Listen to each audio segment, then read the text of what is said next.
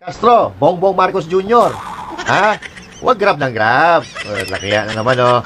Oh, ginagalit mo si Councilor Tek Ocampo, eh, oh. Si Tek, Konsyal. Oh. Intindihan. Klaro naman talaga from the very start, it's not really, it's really Tatay Digong's legacy. Wait, BP Sara, ha? I don't see, I cannot fathom the reason why kanina yung interview niya, bakit niya sinasabi na parang kanila. The record shows, the documents have proven that it was during the time of the incumbency of the President Rodrigo Roa Duterte that was planned out and materialized. And kaya kasama nga dyan during the time of then Mayor Sara Duterte, who was the Vice President now. Kasama sa dyan eh. Kasi alam nyo, yung mag-ama na yan, they really work hard for the development of the city of Davao. Kaya kung may magandang plano, talagang pinag-uusapan niya ng dalawa. Yan. Naku po, durog na durog ang kampon ng Kaniliman na si Marcos Jr. na sinungaling, walang utang na loob, mangnanakaw, adik, sabi ng kapatid niya, at credit grabber. Oo, ang sakit nito eh, no? Kung ako supporter nito, lalayasan ko na to eh. Di ba? Kasi ang hirap-hirap pagtanggol nitong ganitong mga ganitong klaseng tao. Oo. Di ba? Alam mo kung may achievement to eh, no? Oo. May legacy to. May legacy siya ito. Oo. Yan ang legacy mo. Oh. Yan ang legacy mo, Bongbong Marcos Jr. Mali-malitang pera.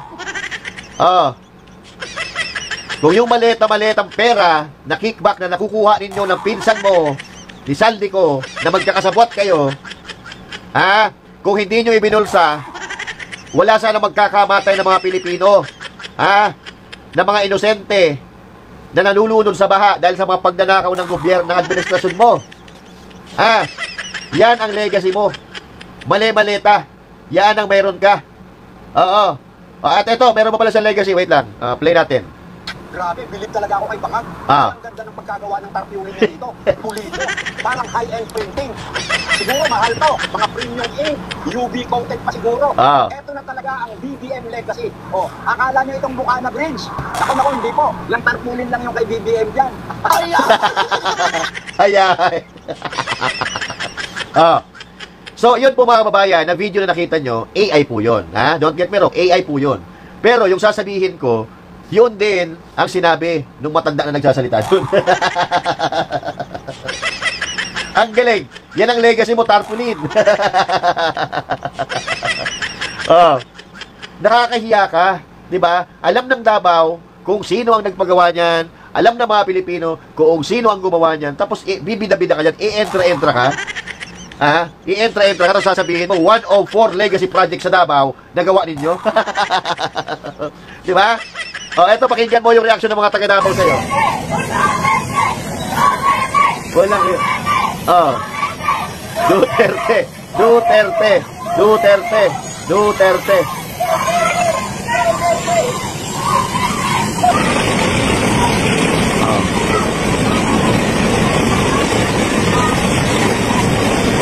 Bye-bye, Marcos.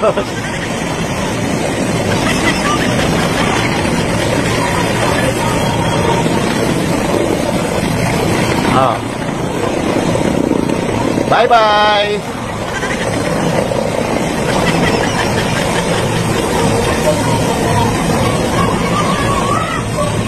Pinalayas. Alam mo, ang dami pang mga ano dyan, mga nakabarikada dyan ng mga sundalo, tsaka pulis, nung lumapag siya, na ramdam mo na takot siya, baka ano mangyari sa kanya dyan sa Davao. Kasi nga alam niya na hindi naman talaga sa kanya yan. Baka bigla-bigla na lang may pumunta dyan, anong ginagawa mo dito? Anong kinalaman mo sa proyekto niyan? Ba't nandito ka?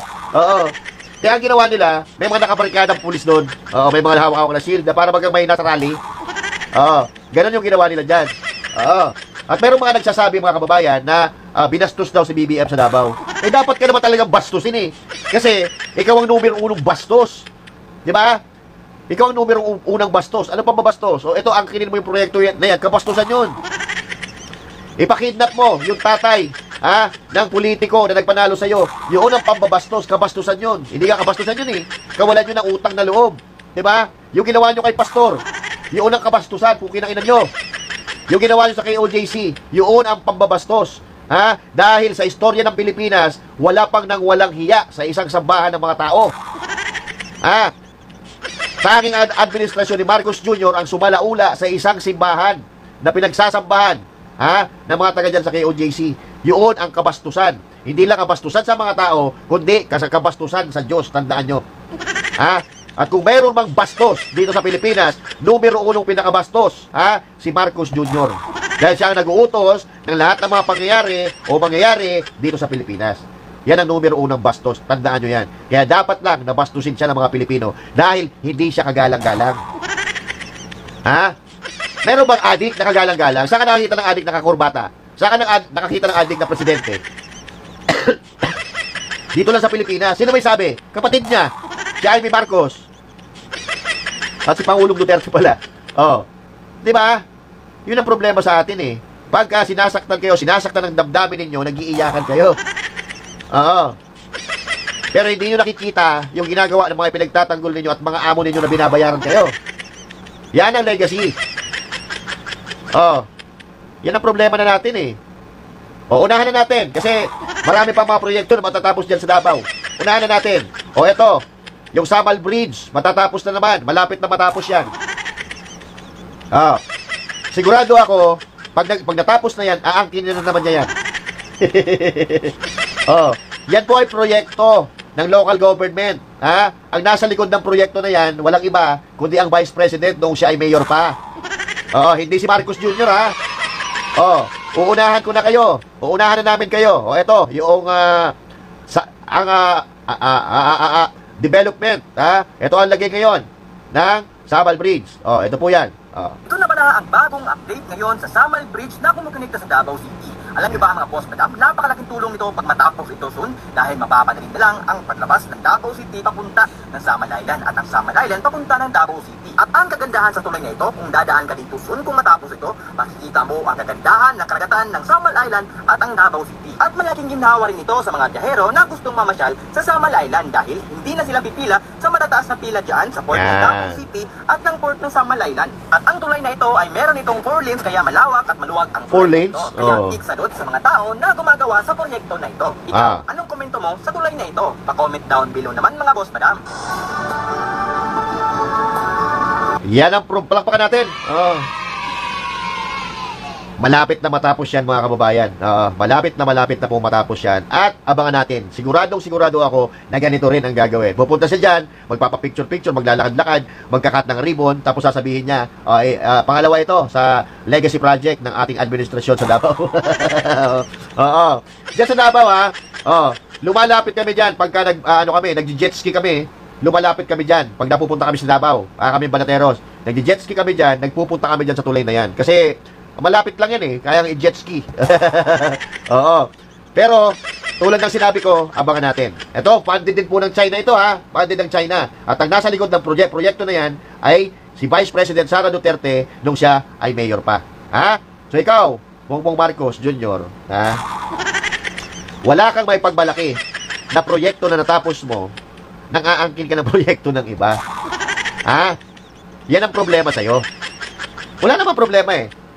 Wala namang problema. Kaso ang problema nga, hindi mo ipinagpatuloy yung mga flagship project ng Duterte administration. Tapos porque ito tapos na, nandyan ka. Tandaan mo, inaaway mo yung China. Gusto mong girahin ang China. Pero yung project, yung infrastructure na funded ng China, pag natapos na nandun ka. Anong kalokohan yan?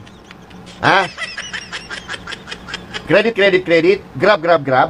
Yun lang kaya natin, sir. Yun lang kaya natin. Congratulations, Davao. Congratulations, Davao, dahil meron kayong matitinong leader dyan. Ang leader namin dito sa Luzon, walang kwenta. Congratulations, Davao. Yan lang masasabi natin eh. Kasi wala, nakakaingit ang Davao eh. Naiingit ako sa Davao kasi dyan sa Davao, matitino ang mga namumuno. Hindi katulad dito sa... nawawala tuloy. Papakita natin, nawawala na. Wait na. Pakita natin. Ayan. Ay, nawala tuloy. Walang hiya kayo talaga, Ikaw kasi Marcos Jr. Kasalanan mo to eh. Sige, lakaw-lakaw lang. Lakaw-lakaw lang na. Lakaw-lakaw lang. Walang hiya. Sige, lakaw-lakaw lang. Lakaw-lakaw lang kayo dyan, So yan. Okay? Kung mayroon man na pasalamatan, kung ano ang nangyayari at nagagawa ng mga proyekto dyan sa Davao, ayan ang dapat pasalamatan. Punta. Ano ba asahan natin kay Marcos Jr.? Nakalaban niya ang mga taga Davao. Sa tingin nyo, maglalagay ng proyekto yan dyan? Kayo naman, parang ang babaw naman ang pag-iisip ninyo, di ba? Hindi nga binibigyan ng pondo si VP Sara Duterte, yung Office of the Vice President. Tapos, magpapagawa sila ng magandang infrastructure sa Davao. Isip-isip ka ho kayo. Paganahin natin ang ating mga utak. At nakita po natin, ililahad na po natin kung sino po ang nasa likod ng proyekto na yan. Hindi si Bongbong Marcos Jr. Oo, pasalamat siya cover pa ang... pasalamat siya na ang Davao ay kabahagi pa ng Pilipinas. Pero maliban doon, wala siya dapat ipagmalaki sa gobyerno niya dahil wala naman siya nagagawa. Kung sino man ang dapat na pasalamatan sa mga proyekto na natatapos dyan sa Davao, ayan, yung nakikita nyo dyan, yung pamilyang Duterte sa tulong ng Chinese government. Diba? Kasi ayaw ng mga taga-Luzon ng China Ayaw ni Marcos Jr. ng China, inaaway niya. Alam mo ako, kung sabay sasakop sa atin na bansa, Amerika o China, mas gusto ko na nasakupin tayo ng China. Dahil yung China, nagbibigay sa atin ng eskwelahan, nagbibigay ng ospital, nagbibigay ng tulay, yung Amerika. I'm sorry sa mga Pilipino na nakatira sa Amerika, but this is the real talk. Ano binibigay ng Amerika? Utang. Gulo. Missile. Mga baril. Ayan. EDCA. Wala silang ibibigay sa atin kundi problema. Oo. Sila ang may napapakinabangan sa atin. Yung EDCA. Yung China, may napapakinabangan pa sa atin? Wala. Ang gusto lang nila, magnegosyo. Gusto lang nila, mamuhunan sa Pilipinas. Kaya wag ho tayong patanga-tanga. Mga kababayan Pilipino, gumising tayo. Gumising po tayo. Dahil ang Amerika nga, nauungusan na ng China. Kaya nga tingnan nyo, si Donald Trump, kung paano makahimod sa puwet ni Xi Jinping, kasi alam niya na nauungusan na sila ng China. So mga kapatid, kayo na po ang bahala na mag-isip. Ano sa tingin nyo? Ito topic natin, tama ba sinasabi natin? O mali? May mga dokumento tayo, hindi tayo pwede magkamali. And once again, kung meron po kayo na gustong sabihin, at welcome mga bashers dito welcome na welcome kayo. O bakit hindi nyo i-content itong mukha ng Prince? Dahil alam nyo, na hindi yan sa amo nyo na binabayaran kayo, di ba? Yan ang problema natin. Mahirap talaga ipagtanggol ang mga taong sinungaling, pamamili-mali, adik, magnanakaw. Mahirap ipagtanggol yan. Once again, kung may komento kayo, i-comment nyo dyan. And this is Master Juday saying thank you. God bless you all. And to God be the glory. Nakakaya ka, Marcos Jr. Maya ka naman sa balat mo. Nakapal talaga ng mukha, pang crocodile.